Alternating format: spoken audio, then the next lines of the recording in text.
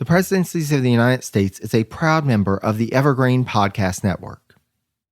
I mean, in time of peace, I think I could have made a stand against that company, i.e. the Northwest Company. In the present, it becomes doubtful and hazardous, and, in case of an interference on the part of the British government, impossible for an individual to hold possession of a country which may become the source of wealth and comfort to many. I am sure the government will readily see the importance of having possession and the command of a river so important and extensive as the Columbia, the fountain of which cannot be far distant from that of the river Missouri.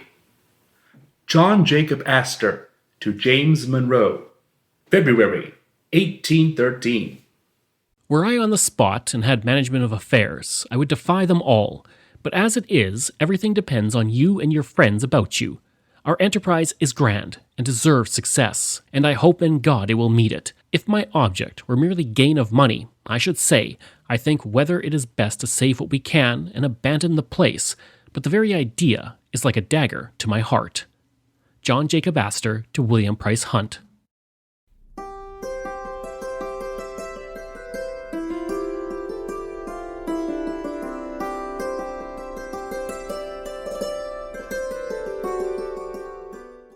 As we've already seen in recent episodes, the War of 1812 would have wide-ranging impacts for Americans across the globe, including a group of traders who had only recently established a new fur trading post on the Columbia River in what we now know as the Pacific Northwest.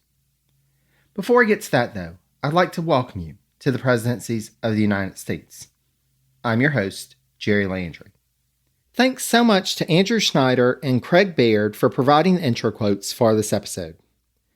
Reading the first quote from John Jacob Astor was Andrew, who is a longtime listener of the podcast and a great supporter and friend of so many in the history podcasting community.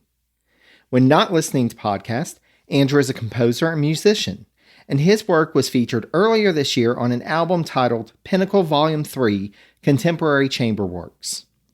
For more information about Andrew's work, including where you can stream or purchase Pinnacle Volume 3, check out Andrew Schneider Music, that's all one word.com.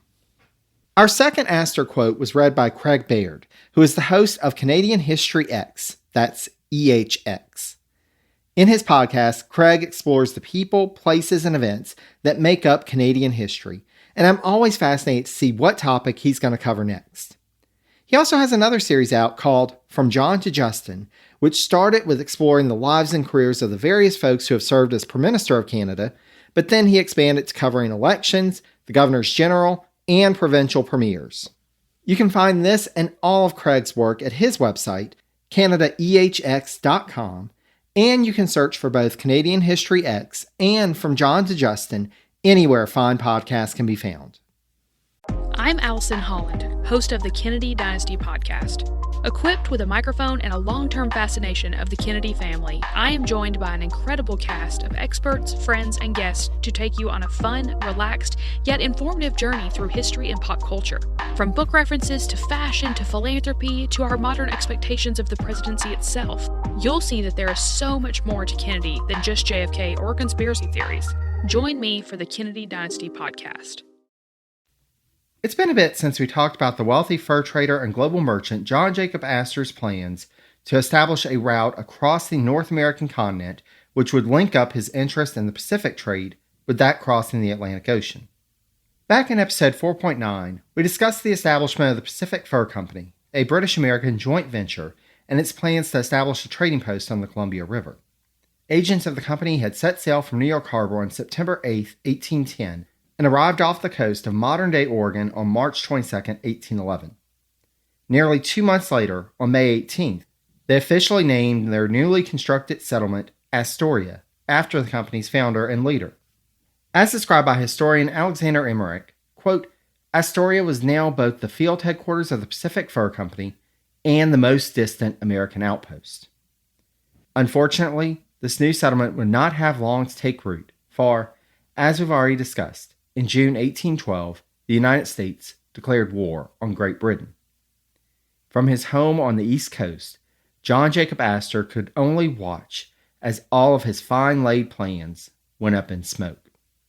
The war meant that, quote, Astor's Atlantic trading routes and the overland routes north to where his trading posts on the Great Lakes were located were blocked. The fur trade in the eastern United States was on hold. His trade with China was likewise on hold, as it would be risky thanks to the British Navy's strong presence in the high seas to try to send ships through the Atlantic to get across to the Pacific. More than just his business concerned Astor, however. He knew that the American settlers in Astoria had no way of knowing about the war, and that their British partners that they lived and worked alongside were now technically their enemies. Further, Astor knew it would only be a matter of time before the British, either through direct government action or through the British-owned Northwest Company, would send a force to take Astoria. Astor, with his well-placed contacts in Washington, D.C., including, but not limited to, First Lady Dolly Madison, appealed to government officials to offer military support to secure Astoria, especially once he heard that the Northwest Company was in fact making moves to take the settlement. He even sent a message to former President Jefferson begging for any support he could give. Ultimately, though, as we've seen, the Madison administration had more than enough on its plate to worry over a trading settlement on the other side of the continent. Meanwhile, the first word that war was imminent arrived in Astoria on July 15, 1812.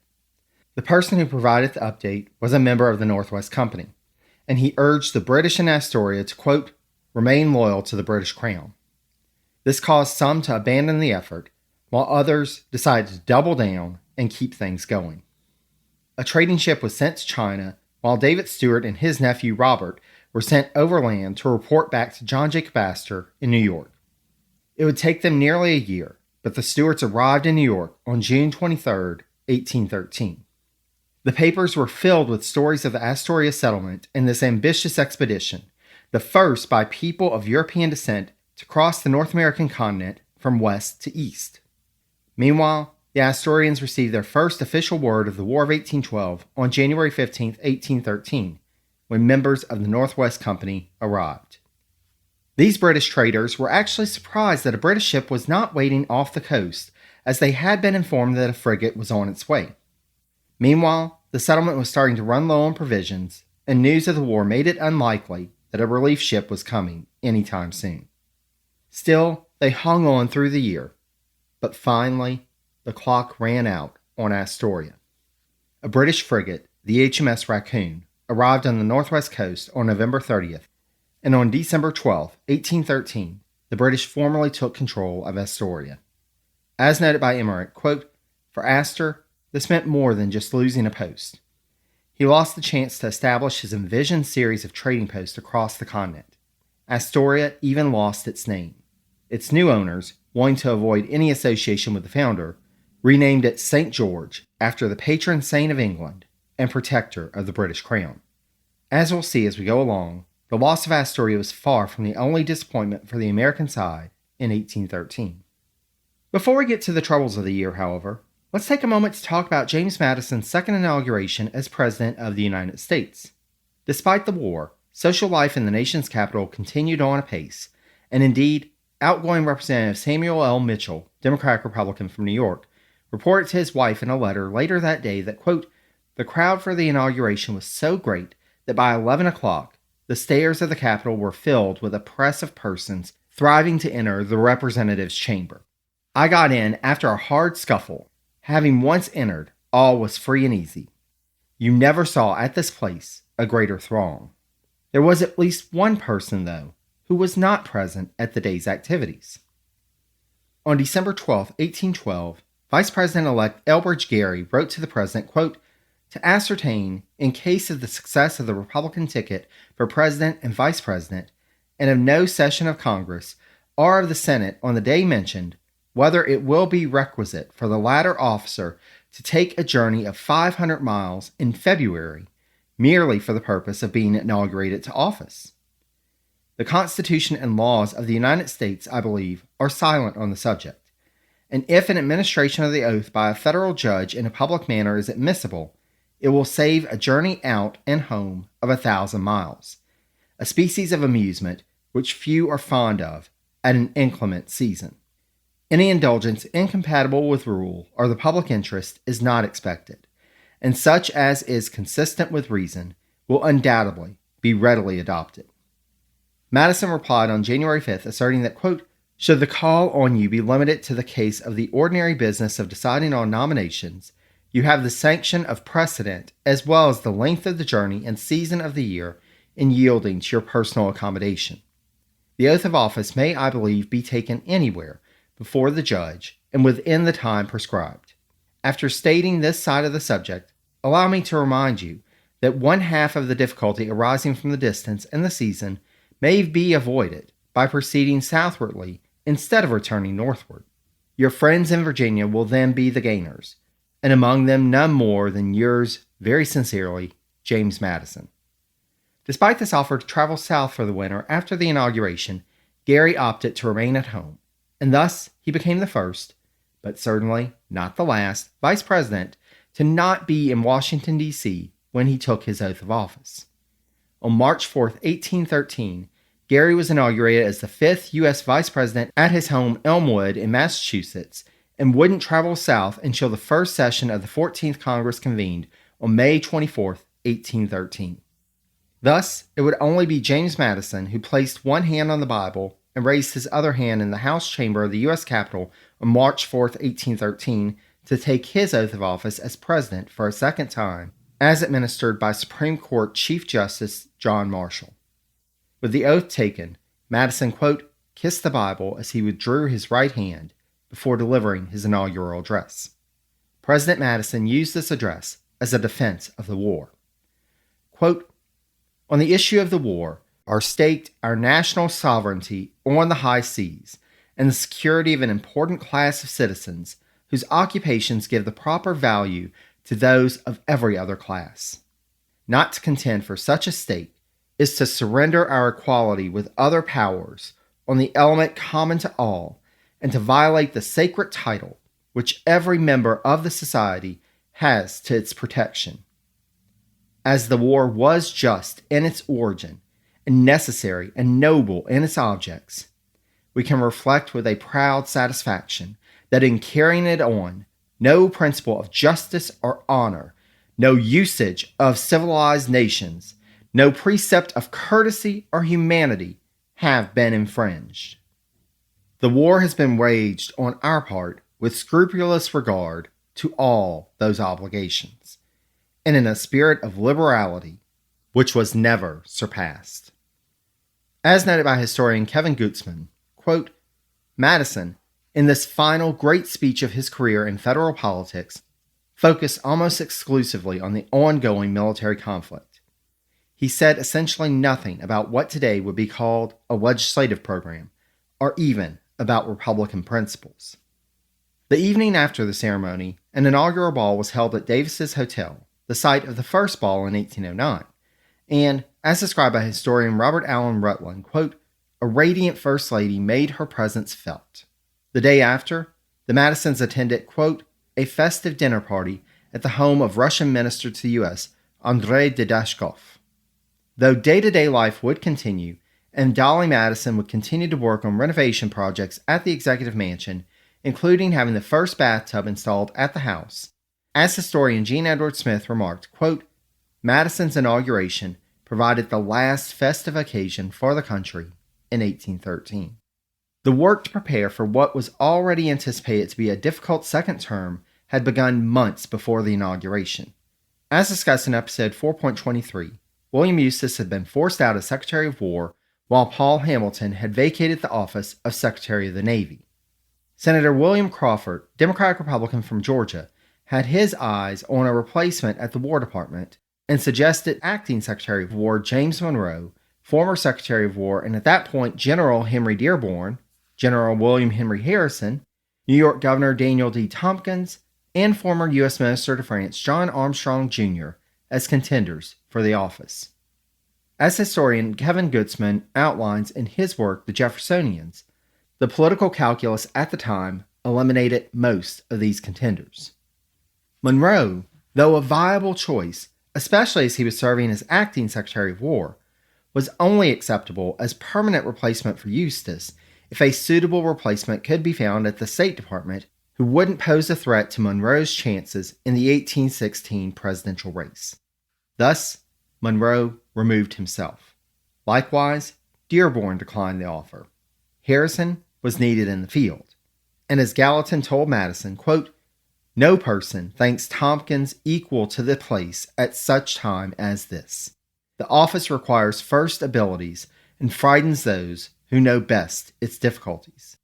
Crawford was considered as a possibility, but it was concluded that he would likely decline as well. Thus, the extensive list was down to one. On January 14, 1813, Madison wrote to John Armstrong offering him the post of Secretary of War. Now, we've talked about Armstrong for quite some time in the podcast narrative, and we've got an episode coming out on him with the Seat at the Table series. When last we talked about Armstrong in episode 4.18, he was retired to his farm along the Hudson River and was being discussed as a possible alternative presidential candidate for the Democratic Republicans to run rather than Madison in 1812. However, as we know, that candidacy went nowhere, and Madison was reelected to a second term of office. Through friends, Armstrong was able to secure an appointment as a brigadier general in the Army at the beginning of the war, and on July 20th, Armstrong was put in charge of, quote, the defense of New York Harbor. Despite being put in charge of this crucial wartime task, Armstrong still found time to write political tracts in support of Madison's reelection, as well as a 71-page book called Hints to Young Generals, which Armstrong's biographer, C. Edward Skene, describes as follows, quote, "More than a mere handbook, it comprised a great deal of useful information on strategy and tactics, with rules and principles, both for offensive and defensive operations." Given his military service during the Revolutionary War and his more recent involvement with the war effort, on paper, Armstrong seemed a good choice. It also helped that he was from New York and could help to rally support for the war and the administration in that crucial state. Still, the president's most trusted advisors, Monroe and Secretary of the Treasury Gallatin, both objected to Armstrong's appointment, but ultimately promised that they would work with him. The objections apparently weren't just from administration insiders, as his confirmation by the Senate was a narrow vote, 18 to 15. There were still objections in that body to how he had settled some American claims during his time as the U.S. Minister to France. And, going back even further, it was known at this point that Armstrong had been the author of the infamous Newburgh Addresses back at the end of the Revolutionary War. Though Congress had pushed Eustis out, they did have some doubts about putting Armstrong in charge of the War Department, but they finally agreed, and everyone resigned themselves to this new cabinet member.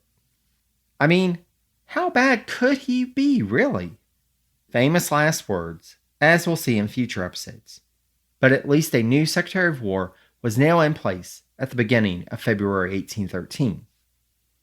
In a contrast to what we've seen thus far with Democratic-Republican administrations, the open position at the Navy Department proved easier to fill than that of Secretary of War.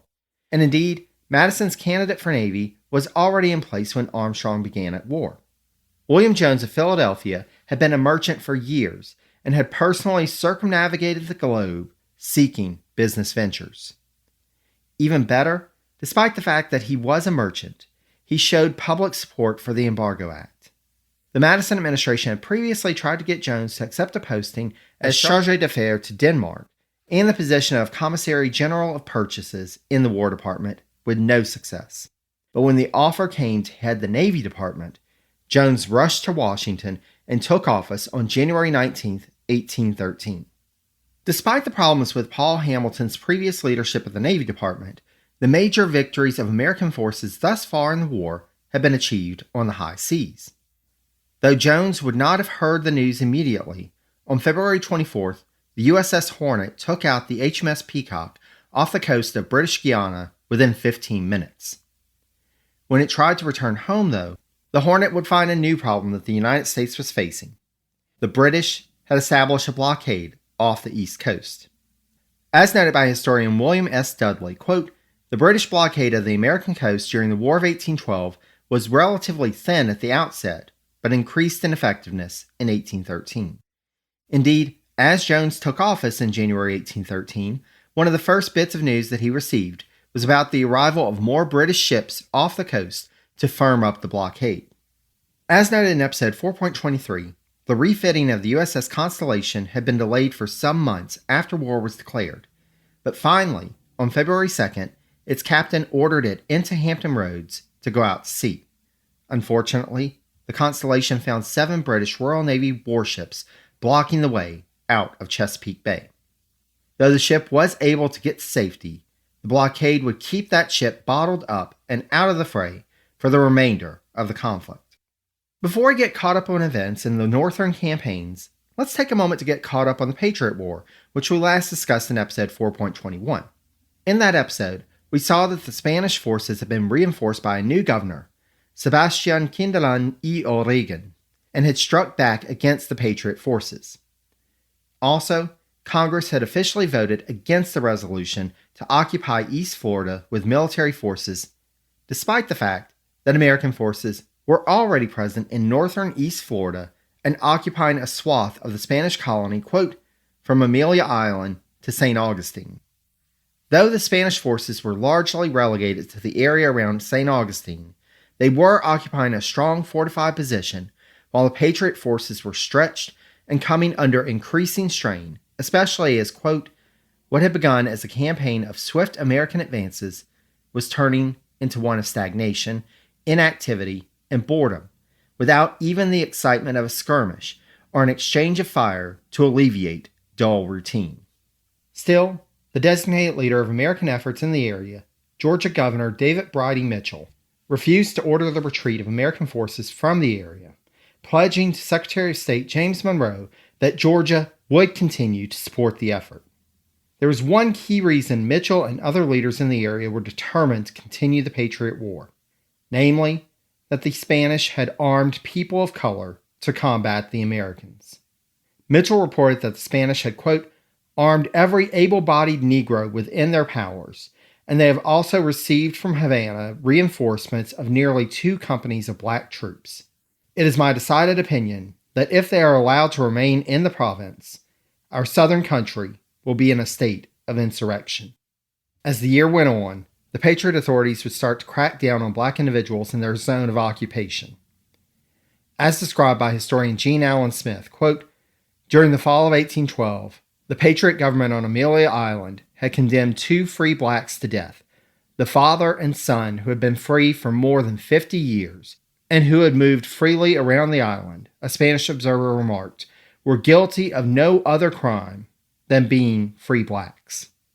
The Patriots had apparently decided the time had finally come to not leave free any black or colored person who falls into their hands. By that point, black soldiers fighting for the Spanish had proven that they would match the American invaders blow for blow.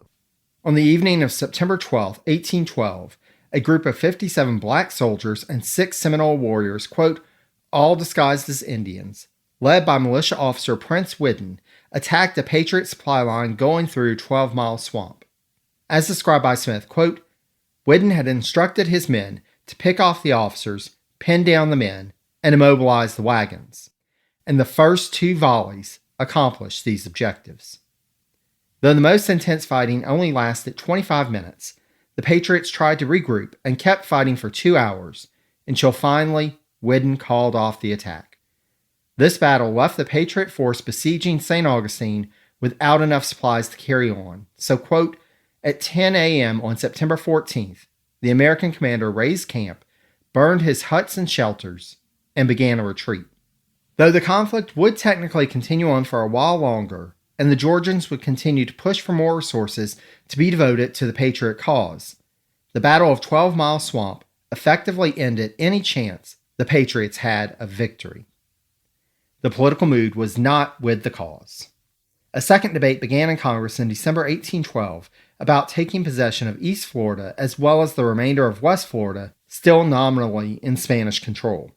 But despite Secretary of State Monroe's efforts to push forward the bill that passed on February 12, 1813 would only, quote, confirm American claims to West Florida and eliminated, with even greater thoroughness than before, any legal sanction for attacking Spanish forces in East Florida. Orders were issued on April 16th for American military forces to leave East Florida, but armed civilian bands remained for a while longer. Though the Patriots would have one more victory against Spanish forces at the Battle of Waterman's Bluff on August 8, 1813, as noted by historian James Cusick, quote, during the 4 months following the Battle of Waterman's Bluff, law and order along the St. Mary's River continued to break down. The Patriot government tried to approach the Madison administration one more time about the United States, quote, accepting a cession of the Alachua territory that they held and making it a dependency of the United States. But the administration rejected this on April 19, 1814, and on May 5th, the last remaining major leader of the Patriots was killed by Seminoles in an ambush, which led to the final collapse of the Patriot cause. As we'll explore in episodes in the future, this would not be the end of American ambitions in East Florida, and indeed, a leader was on the rise in the course of the War of 1812 who would have a major impact in the continuous campaign which would ultimately bring Florida into the United States. But we'll get to Andrew Jackson soon enough. Cusick explains the reason why efforts would continue to end Spanish control of the peninsula in the southeast in the following summation of this conflict in 1812 to 1814. Quote, the Patriot War must be regarded as intrinsically tied to Southern attitudes about race and slavery. Southerners regarded Spanish policies in Florida as antithetical to the supremacy of master over slave.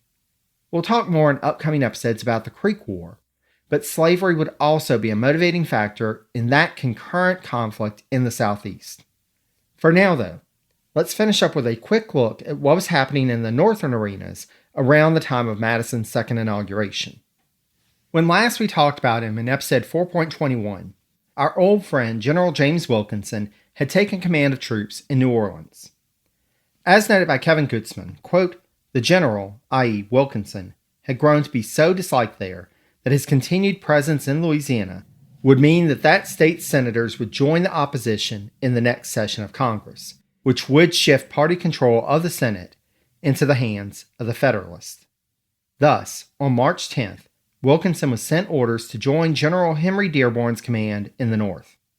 Wilkinson, along with William Henry Harrison, Wade Hampton, and Morgan Lewis, was also named as a major general, as Congress had authorized 19 new infantry regiments and 1 regiment of Rangers to expand the Army. With this expanded force, it was hoped that a push could be made in Lower Canada to take control of Lake Ontario.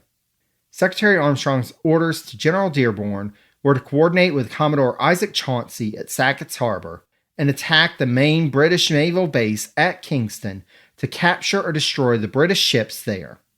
As we'll see, things wouldn't go quite according to plan, but that will have to wait until next time, for our time together is drawing to a close. I want to thank Craig Baird of Canadian History X and Andrew Snyder again for providing the intro quotes for this episode. Be sure to check out Andrew's work at andrewsnydermusic.com and Craig's work at canadaehx.com, or by searching for Craig's podcast, Canadian History X, and From John to Justin, anywhere fine podcasts can be found.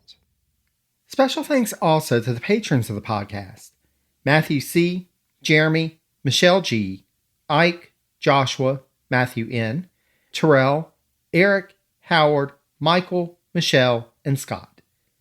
Their financial support helps to offset the cost of podcasting, including hosting fees, editing, equipment, and research resources. If you would like to join them as a patron of the podcast, just go to patreon.com/presidencies and sign up. Thanks also to Christian of Your Podcast Pal, whose audio editing assistance helps me to get Madison Presidency episodes out sooner rather than later, while still ensuring a great audio quality for all of you. If you'd like to get his assistance with your podcast editing, check out his website at yourpodcastpal.com. Special thanks also to the folks at the Colonial Music Institute at George Washington's Mount Vernon, who graciously allowed us the use of clips from Hull's Victory as performed by David and Ginger Hildebrand for our intro and outro music. You can find out more about the great work that the Colonial Music Institute is doing to research and share information about early American music and dance by going to mountvernon.org and typing in Colonial Music Institute in the search field. Links to the websites for all these folks, as well as sources used for this episode, past episodes of the podcast, links to more information about all the U.S. presidents, and much more can be found at the website, which is presidenciespodcast.com. If you'd like to reach out to me, please feel free to send me an email at presidenciespodcast@gmail.com. I'm also available on social media. I'm on Mastodon, Post, Blue Sky, and Facebook as Presidencies, on Twitter at Presidencies89, and on Instagram at Threads at Presidencies Podcast, all one word. Last, but certainly not least, I'd like to thank all of you for listening. Until next time, stay safe and healthy, be kind to one another, and take care, dear friends.